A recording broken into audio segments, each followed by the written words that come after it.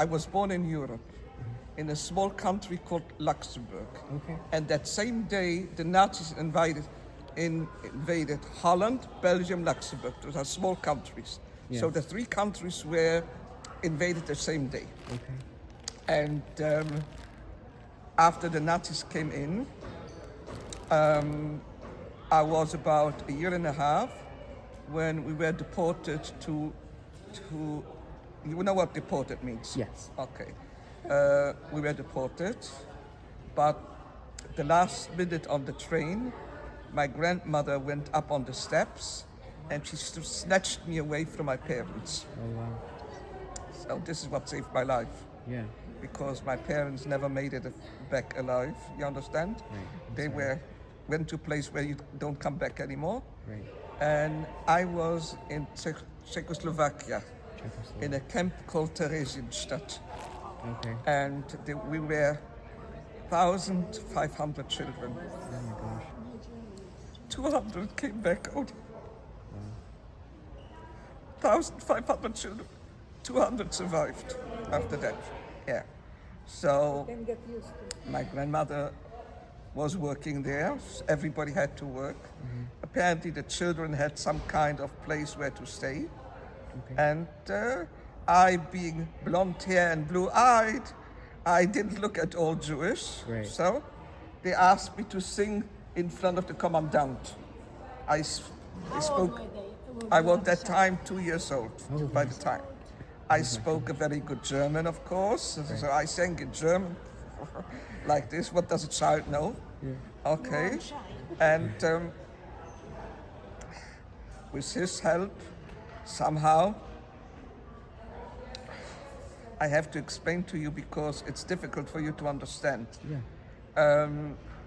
Those places had people who were in charge, and those people in charge had to make lists of people who were sent to places where you don't come back anymore. Right.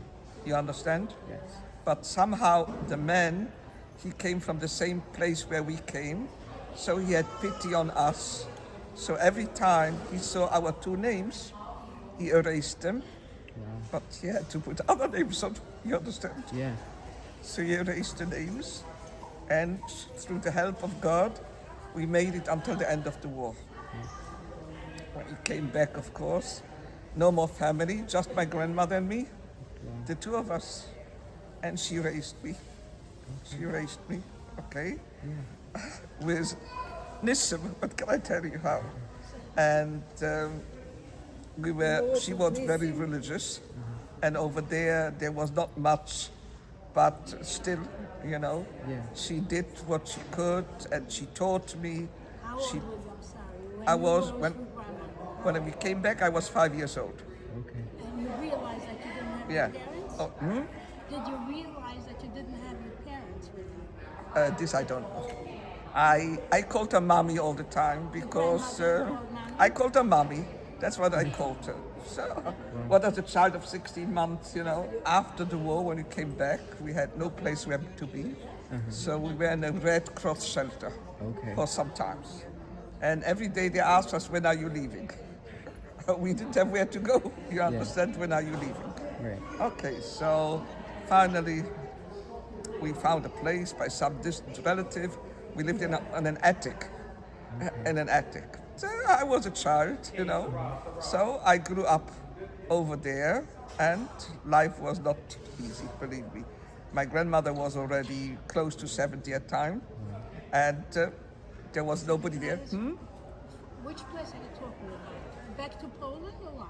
No. We came back to Luxembourg. Oh, wait a Luxembourg. minute. Yeah, You no, have no, to no, know. no. I can just listen and not know what she's talking about. Then you ask questions. But even there, the government didn't. I was born there, my mother was born there, and I could not become a citizen. Really? These are the rules. So of course they didn't help support us. And here there's an old lady, you understand, who's a little child. So she went to work. She did some work before the war a little bit, so she continued. And I was lucky that I had neighbors across the street, Nishkayiten, and I had a little girl they had a hotel. So every day I stayed there until she came back from work. Okay, yeah, you understand? Right. So this way, I understand. I finished elementary school, Yes. and then afterwards I went to high school, Okay. and we went to another part of the city, and by the grace of him, I finished high school, and after high school, I finished high school in France. Because I had friends over there in France, yeah, Strasbourg, Oh, Strasbourg. J'étais à yeah. Colmar. With oh, Colmar. not far away. Mulhouse. Huh? Mulhouse, Colmar. Ah, non, Strasbourg et Colaquiba. À Colac. Ça existe encore? Je sais Non. pas, je sais pas. No. Mais So, Yavne existe. oui, ça existe. Yavne existe. And I went on to study. I studied French and English. These were my fields. Okay. And I taught French and English in high school many years later. And I went to Israel after that. And there I studied and I taught and this. And there I met my husband. He's already up there. And he was American. Okay. So that's why I came to America. Okay. Yeah, that's why I came to America. Interesting. And here in America, I continued teaching.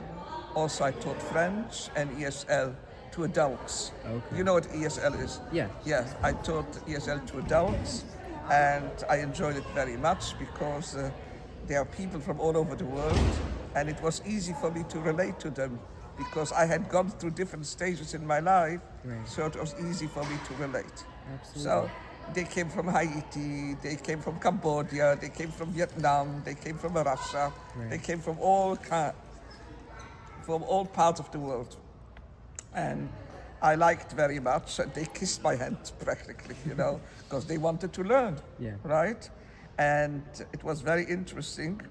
I taught many Chinese also. And the Chinese, they were really ambitious. They worked so hard, they never came unprepared. They had a job, but they never came unprepared to class. They always, they were very, you know, polite, and they wanted to learn. And that gives you a good feeling when people are very motivated. They were very, very motivated. Right. Yes. They kissed my hand practically. And everybody, you know, they had a hard life. It was not easy for them, Right. but they appreciated everything so much. So after a few years, I was in I think, then I met, what happened after 4 years? Yes, then my first husband, unfortunately, he passed away when I was in my 50s. And I had 2 daughters. And then I met my second husband, who was from Israel. Okay.